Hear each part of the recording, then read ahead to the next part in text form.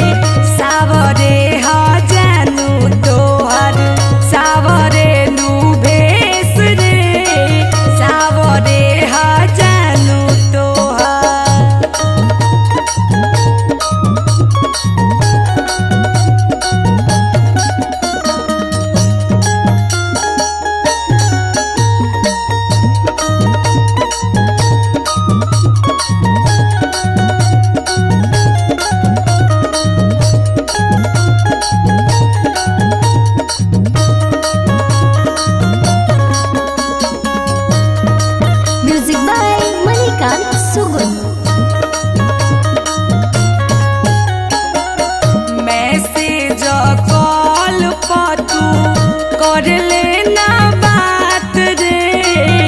तोरे धारावल हूँ मिले के लत गे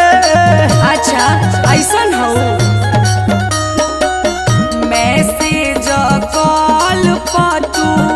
कर लेना बात रे तोरे धारावल हूँ मिले के लत गे बतिया के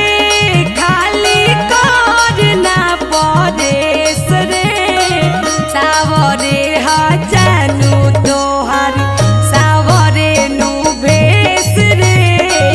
सावरे जानू तोहर सावरे नु भेस रे सावरे जानू तोहर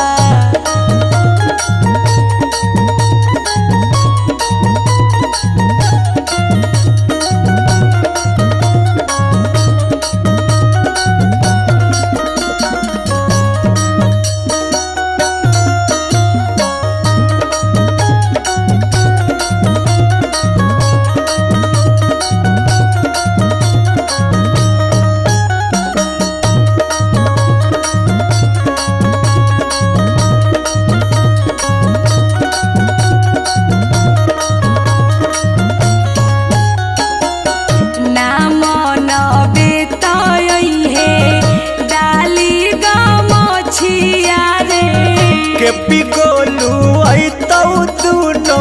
साथे संगतिया गे हाँ तो बुलेटवे से आई है नाम नबेतई है डाली गमछिया रे कुंदन अजित अतौ दुनो